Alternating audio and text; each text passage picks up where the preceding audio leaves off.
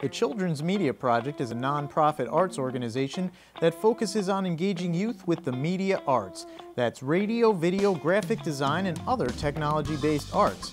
It does this through in-school residency programs, satellite programs across the Hudson Valley, and after-school programs at their main space on Academy Street in the city of Poughkeepsie. We teach media literacy, so we teach not only how to produce media, but how to understand media, so you can be an active viewer and not necessarily just a consumer of media. It's really a place after school that they can go that's not affiliated with the school. So they're there all day, they've been there for 8 hours, and they don't want to stay there after school, so they can come to the Children's Media Project and still learn and still be a part of something, but in a different venue. And after school, while kids are playing video games and watching TV, participants in the Children's Media Project are actually creating it. Every week, we produce an hour-long radio show that's fully youth-produced, and it's called Radio Uprising. Breaking the barriers between youth and civilization on 91.3 FM WVKR Independent Radio Poughkeepsie, the youth-produced radio show that gets to the bottom of issues that matter to youth today. The focus is on teaching the technical aspects of pre-production, production, and post-production in the video and audio arts. These skills include concept development, script writing, equipment and software operation, editing, and music composition. Basically, I had to figure out how to use an editing program, how to use a recording program, how to adjust my voice well, how to make sure I didn't mess up recording it, so I didn't because you had to push the button twice, and I messed up half my recording because I pushed it once. Every week we choose a different theme, depending on what we're interested in.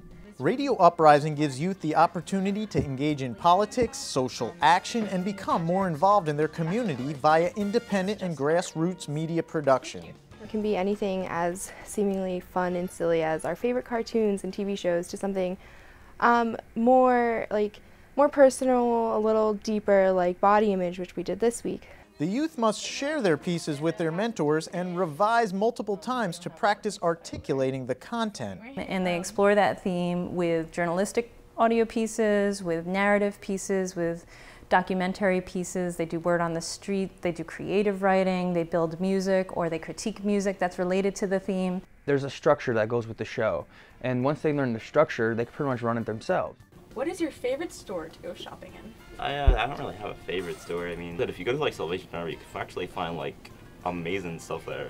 It's got insane. An awesome skirt there for $2. Once you have something down, you're not giving it some half-hearted effort just to make a grade. You're actually thinking what you want to think, and maybe not exactly just to make just for other people to hear, but basically something that you're satisfied with saying. And they actually get to broadcast in a real radio station in a real time slot. Welcome back, radio listeners, to this week's edition of Radio Uprising on 91.3 WVKR FM Independent Radio Poughkeepsie. The program's mission is to get out there with a youth voice and to have a new perspective on some things that we, as adults, kind of hear all the time from an adult perspective.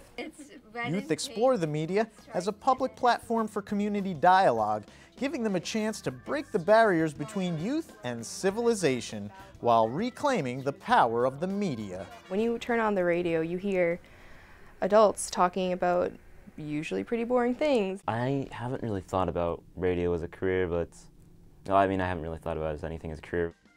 I don't have any other friends who have a radio show. That's something really, really cool. Even if I don't do radio per se, it'll help me a lot with my speaking, and something along those lines of being able to talk to others and express my thoughts well. If you think about it, anyone could be listening to what you're saying, but it's not as scary as speaking in front of 100 people. Today's show was produced during our Radio Lab sessions at Children's Media Project and recorded in part with the students of Drop TV.